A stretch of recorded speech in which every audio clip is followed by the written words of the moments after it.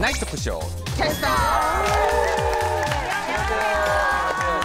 안녕하셨어요. 네. 이제 6월이에요, 그죠? 네. 여름이 좀 더 빨리 시작됐다는 생각이 올해는 유난히 난 많이 느끼는 것 같아요. 맞아. 너무 더워요. 아무래도 조금 빨리 더위가 찾아왔으니까. 네. 그리고 좀 일찍 시작된 것 같죠. 올 여름은 더위가 만만치 않다는 예보들이 막 여기저기서 들리더라고요. 네, 6월부터 폭염 소식이 있고요. 그래요? 5월 달부터 폭염주의보 내려졌잖아요. 그렇죠. 맞아요. 그러니까 말이에요. 어떻게 5월 달부터 벌써 폭염이 다가오는지 그러니까요. 여름이 점점 빨리 왔다는 생각이 드는데요. 어떤 식으로 여름이 오는 건 난 기쁜데 네. 더위는 사실 난 무서운 거 같아요. 더위는 싫죠. 그죠? 6월 그러면 우리 캐스터 식구들은 어떤 생각이 들어요? 6월 그러면? 6월. 뭐 일단 해수욕장이 이제 슬슬 개장하지 않나요? 그쵸. 여름에 또 바다 한번 또 놀러 가줘야죠. 벌써 한 몇 번 다녀오세요. 그만 좀 가세요. 하면 좀 어떡하려고. 근데 이렇게 사실 6월이 이렇게 즐거운 날이 아니에요. 6월이 무슨 달인지 알아요? 호국 보훈. 아, 호국보훈의 날. 오늘 좀 무거운 얘기 좀 하려고 그래요. 호국 보훈의 달이에요. 네. 이 호국 영령들을 기리는 달인데요. 또 6월 달에 또 현충일도 있잖아요. 네. 현충일이 며칠인지는 다 아시죠? 그렇죠. 6월 6일. 그러니까. 근데 현충일이 6월 6일로 정한 그 특별한 이유가 있다고 들었는데 그래요? 누가 아는 사람 좀 있어요? 제 생일 2주 전인데. 제 생일 이틀 뒤인데. 벌써도 오셨어요. 네, 제가 설명해 드릴게요. 아, 네네. 이 현충일은요, 휴전이 된 지 3년 뒤인 1956년에 대통령령으로 제정이 됐어요. 그런데 왜 6월 6일이냐 네. 하면 네. 우리 조상들은요, 예로부터 벼농사를 짓기 좀 수월하라고 네. 24절기를 정해놨잖아요. 네. 근데 또 그중에서 손 없는 날이라고 해서 네. 청명과 한식에는 성묘를 드리고요. 그리고 망종에는 제사를 지내는데 그중에 이 제정된 해의 망종이 6월 6일이었다고 해요. 네, 그래서 6.25를 상기하는 6월에 그래서 또 예전부터 손 없는 날에 제사를 드리는 네. 민족의 풍습을 고려해서 6월 6일로 현충일을 지정을 했다고 하네요. 사실 손 없는 날이라는 게 손이라는 게 그 방해, 사람의 일을 방해하는 귀신 뭐 이런 뜻을 갖고 있잖아요. 네. 그래서 이사할 때 손 없는 날 아직도 따지는 분들 많이 있거든요. 누구 최근에 따지셨다고요, 주변에. 아니, 아니에요. 그리고 또 다른 역사학자가 주장하는 또 설이 있는데요. 네. 현충일이 6월 6일인 이유가 단군 이래 지금까지 우리나라가 외국으로부터 총 993번의 침략을 받았다고 해요. 거의 1000번이네요. 네, 그러니까요. 근데 그 중에서 통계학적으로 보면요. 가장 많은 전사자가 발생한 게 바로 6월이라고 해요. 그래서 더 많은 호국영령의 넋을 기리기 위해서 6월이고요. 네. 또 숫자가 좀 반복되면 좋다라는 그런 설이 있어서 네. 6월 6일을 현충일로 정했다고 합니다. 여러 가지 의미가 있군요. 나는 그래서 그러네요. 그냥 6.25랑 관련, 6월 달이라고 해서 6.25랑 관련이 그냥 있겠거니 그냥 그 정도만 생각하고 저도. 있었는데 네. 24절기하고 또 아까 길일 같은 거랑 연관이 있는지 난 정확히 잘 몰랐었는데요. 네. 참 그 현충일이 이런 쪽으로 연관이 되는지 몰랐었는데 네. 이 6월 25일 사실 우리 6월 달에는 6.25가 있는데 얼마나 많은 사람들이 그때 죽었는지 알아요? 군인이 40만 명이 죽었었대요. 40만 명. 엄청나죠? 그리고 100만 명의 일반인 국민들이 네. 사실은 피해를 입고 뭐 돌아가시기도 하고 사망자가 있었다고 하니까 6.25는 뭐 우리가 뭐 말할 것도 없고 그 정도로 우리한테 굉장히 사실 역사적으로 기억하는 그런 사건인데요. 네. 그래서 우리 현충일 날은 태극기를 달아서 우리가 사실 그런 마음을 우리가 사실은 기리잖아요. 그렇죠? 그렇죠. 태극기를 달아서 현충일에는 조의를 표하는데 우리가 일반적으로 알고 있는 5대 국경일 있잖아요. 뭐 3.1절, 제헌절, 개천절, 광복절, 한글날. 네. 이런 날에는 태극기를 이제 깃봉 위에다가 바짝 올려서 일반적으로 다는데요. 네네. 우리가 현충일처럼 조의를 표해야 되는 날에는 태극기 세로 면만큼 밑으로 조금 달아야 낮게, 하는 게 그죠? 맞죠. 네. 네. 근데 이제 보통 오랜만에 태극기를 꺼내시는 분들은 아 이게 R인지 V인지 뭐 좌우가 좀 헷갈리는 분들도 옛날에 있으실 것 시험 때 같고. 맨날 했던 건데 볼 그렇죠. 때마다 헷갈리더라고요. 네, 그렇죠. 맞아요. 그래서 제가 좀 준비를 해봤습니다. 네. 과연 올바른 태극기는 어떤 것인가? 나 이거 다 맞췄었거든요. 네. 아, 이거 우리 여러분들도 무시하는 한번. 문제지. 아, 뭐야. 근데 이거 오래간만에 보니까 또 어느 헷갈린다. 것이 맞을까요? 건군감이 아니에요. 그렇죠, 그렇죠. 좋아요. 3번. 세 줄이 처음이고. 자, 3번 하나 나왔고요. 나도 3번. 3번. 4, 근데 이게 2번, 3번이 좀 헷갈린다. 맞아요. 그러네, 그쵸? 그러네. 네. 저도 그러면 2번, 3번 헷갈리는데. 2번이나 3번 중에 하나네요. 네. 시청자 여러분도 고르셨나요?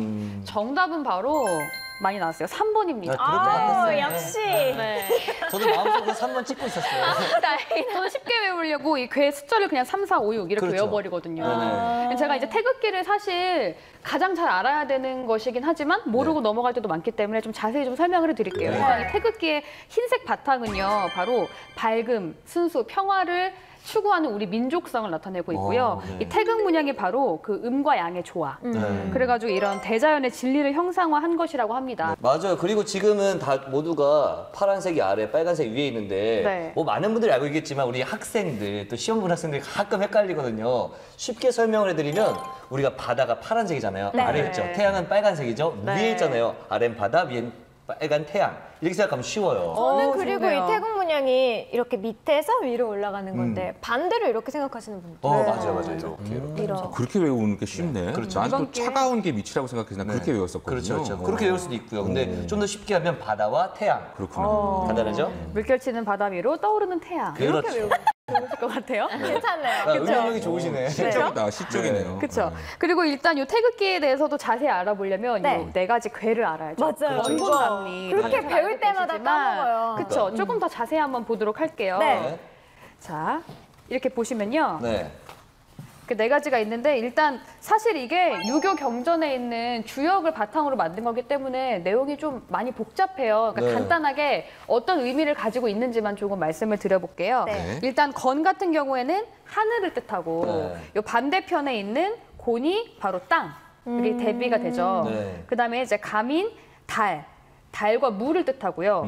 이 리가 해와 불을 뜻한대요. 그러니까 요렇게 반대가 되고 요렇게 반대가 되는 거죠. 네, 좀 어렵죠? 그러니까 건곤, 감이. 네, 감- 건곤, 감리 감리. 이렇게 된다. 하늘이 위에 땅이 네. 아래. 반대로 그리고 이렇게 또 또 반대. 다리 위에 있네요. 네, 위에 있다. 달이 왜 이렇게 외우면 더 재밌을 것 같아요. 달이 더 많이 쪼개졌잖아요. 네. 그래서 달은 초승달부터 보름달까지, 오. 금음달, 오. 반달 다 있으니까 아, 이렇게 더 달이 많이 그- 쪼개져 있고 네. 덜 쪼개진 거는 근데 해. 이게 헷갈리게 나중에 감이 달렸나 이가 달렸나 그게 맨날 헷갈렸어요. 그렇죠. 시험 문제 나왔을 때 보면. 그렇죠. 건곤, 우리가 또 감리. 정말 이렇게 외우려고 하는 것도 중요하지만 평소에 좀 관심을 많이 가지는 그렇죠. 게 가장 중요한 것 같아요. 그래도 태극기인데 우리나라 국기인데 이 정도는 배워줘야죠. 네. 그래요? 네. 그럼 태극기에 관한 문제 하나 드려도 될까요?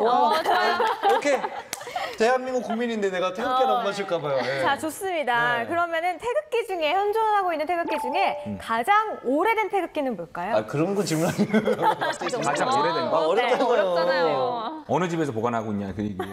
그래요. 박물관. 역사박물관 같은 데 있지 않을까요? 정답은 네. 데니 태극기예요. 데니? 데니. 약간 데니. 외국스러운데요, 태극기 이름이. 맞아요. 우리나라 태극기 미국 이름이 들어가요? 네, 어울리지 않죠. 데니. 아니 뭐 철수도 아니고 데니 태극기. 그러니까요. 참 어울리지 않은데 이 태극기가 1886년부터 1890년까지 고종의 외교 고문으로 지낸 미국의 오원 앤 데니라는 사람이 미국으로 돌아갈 때 가지고 갔던 사람 이름이. 네네네. 그 사람이 이제 갖고 있던 태극기인데요. 이 데니라는 분이 고종의 정말 친애를 받던 분이래요. 네. 네. 그리고 이 사람이 얼마나 좀 괜찮은 사람이라면 청한론이라는 책을 저술을 했는데 네. 그 안에 어떤 내용이 있는가 하면은 국제법 이론에 근거하면 조선은 정말 엄연한 독립국이다. 옳소! 이거를 주장한 사람입니다. 데니, 데니, 데니. 그래서 그분이 태극기를 그래서 조선시대에 청의 간섭을 받았잖아요. 네. 조선이. 그래서 그거를 반대하던 네. 그런 사람인데요. 근데 네. 결국에는 이 청나라에 좀 이제 미움을 산 거죠. 그래서? 쫓겨났어요. 파면됐어요. 청의 입장에서 좀 믿긴 믿죠. 그렇게 그쵸, 하면. 그쵸. 네. 밉상이겠죠. 네. 그래서 파면되면서 그때 가져갔던 태극기가 이제 현존하는 가장 오래된 태극기인데, 근데 이제 그 데니 씨가 죽으면서 그걸 이제 관리를 맡겼던 분이 계세요. 근데 네. 그분이 이제 우리나라에 기증을 하게 되면서 네, 다시 이제 우리나라 지금 국립중앙박물관에 보관이 돼 있습니다. 맞췄네요. 네. 미국인이 가지고 있는 태극기 가장 오래된 태극기라는 건 너무 신기한데요. 나 사실 그러니까요. 너무 재밌네요. 네, 네. 우리는 지금 이렇게 편안하게 있지만 우리 역사를 지키기 위해서 굉장히 많은 분들이 사실 고생하시고 노력하셨다는 것들을 새삼 느끼게 된 것 같아요. 네. 앞으로도 우리가 이런 역사에 대해서 좀 더 관심을 가져야겠다는 생각이 많이 드네요. 네.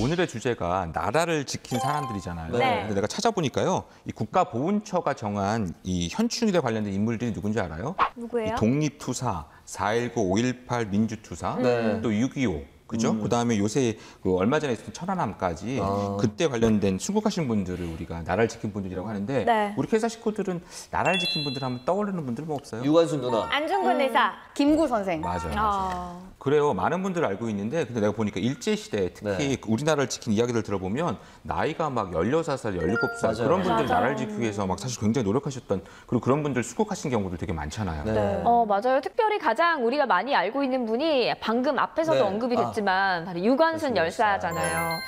바로 1919년 양력 3월 1일에 시작된 이 시위 운동의 정신을 계승하기 위해서 네. 그해 양력 4월 1일에 천안 아우레 장터에서 끝까지 대한 독립 만세를 외쳤던 열사인데요. 네. 그때 현장에서 일본 헌병에게 복부를 총검으로 찔려서 죽어가는 그 와중에도 끝까지 대한 독립 만세를 외쳤다고 합니다. 그런데 그때 유관순 열사의 나이가 만 17세였다고. 저 지금 난 사실 몇 살인지는 잘 모르고 그냥 유관순 여사 누나 맨날 이랬는데 네. 17세면 몇 학년인 엄청 거예요? 어리고 우리? 지금 저 만 닭살 돋았어요. 17세니까 내 고2, 조카도 고3 이 나이죠. 정말 대단합니다. 네, 일본 헌병들에게 잡혀서 그 법정에 선 순간에도 나는 대한민국 사람이다. 너희들이 우리 땅에 와서 우리 동포들을 수없이 죽이고 우리 어머니 아버지들을 죽였으니 내가 죄인이 아니라 바로 너희들이 죄인이다라고 그렇게 당당하게 말을 했다고 당돌하게. 해요. 정말 그리고 그 다음 해인 1920년 3월 1일 3.1운동 1주년을 맞이해서는요. 수감 중인 동지들과 함께 대대적인 옥중 독립만세 운동을 옥중에서도 펼쳤다고 하고요. 정말 정말 대단하죠. 근데 그때 정말 무자비하게 고문을 당해서 저도 맞아. 네, 그해 서대문 감옥에서 18살의 나이에 순국을 하셨죠. 네. 맞아요. 유관순 열사가 그런데 우리가 엄청 남들과 다르거나 엄청 애국심이 뛰어나다거나 그리고 뭔가 특별한 사람이라고 생각을 하잖아요. 네, 네. 그런데 그렇게 특별한 사람이 아니라 우리랑 똑같은 그런 일반 사람이었어요. 이화학당을 다닐 때에도요. 2층에서 1층으로 그냥 내려오지 않고 난간을 미끄럼틀 타고 어렸을 때 내려오면서 많이 개구쟁이였네요. 네, 그냥 우리랑 비슷하신 분이네. 장난기 다른 많은 분이 누나인 줄 알았는데. 누구와도 다를 것 없는 평범한 고등학생, 아름다운 소녀였어요. 그런데 정말 그런 평범한 소녀가 끝까지 그렇게 독립 만세를 외쳤다는 거 보니까 가슴이 좀 좀 찡해지네요. 계속해서 닭살 돋고 있어요. 정말. 대단하네요. 그러니까 대단한 분이 아니라 참 평범한 분이셨는데 나라를 구하기 위해서는 대단한 일을 하시는. 맞아요. 또 유관순 열사랑 늘 같이 이름이 올라오시는 분이 한 분 더 있어요. 네. 남동순 할머니.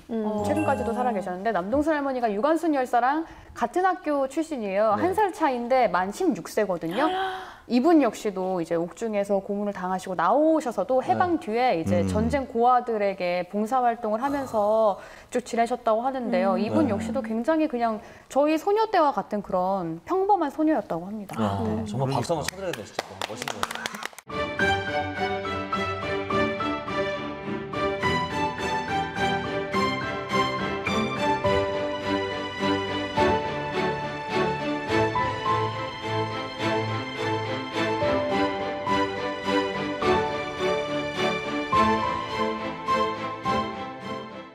나는 이런 일을 이런 17세 막 하셨다는 얘기 들으면 난 막 감정이입이 돼요. 내가 그 시대에 태어났으면 난 이렇게 할 수 있을까? 저는 여러분들은 물론 나라를 구했겠지만 말이죠. 그죠? 저 17살 때 철부지였거든요. 맨 뒤로 숨었을 사람이에요. 17살 그러면 사실은 정말 철없었을 텐데 네. 평범한 분이 나라를 위해서는 그런 목숨까지 든다는 건 사실 그러니까요. 상상이 안 돼요. 대단합니다. 저는 했을 것 같아요. 저도요. 저는 은근히 정의파거든요. 네. 정의로워요. 정말요? 네. 이게 아까 얘기한 것처럼 법정에서도 그렇게 당당하게 얘기하고 거기까지는 잘 총칼이 여기 모르겠는데 앞에 있고. 법정에서는 울 것 같아요.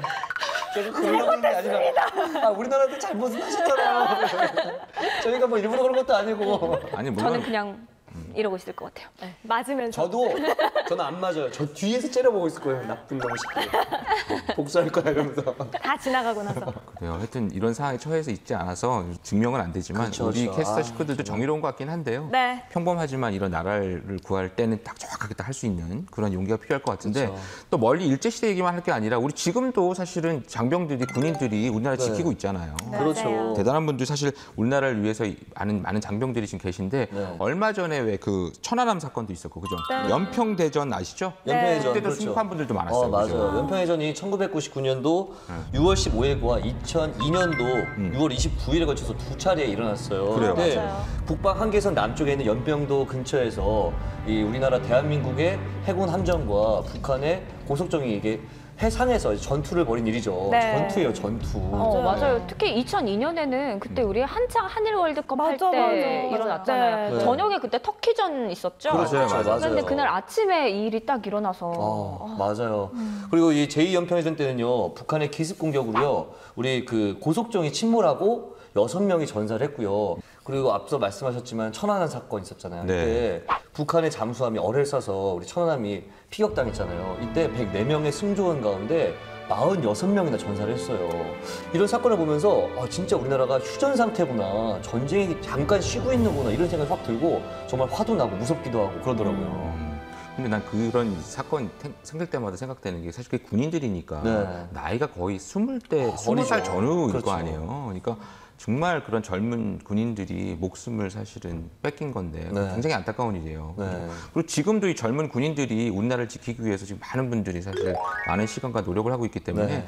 우리가 항상 그것을 잊지 않아야 될 것 같긴 한데요. 네. 우리가 그런 걸 자주 까먹으니까 우리가 이렇게 편안하게 있는 것도 지금 그런 젊은 군인들이 우리를 지켜주고 있다는 거예요. 네.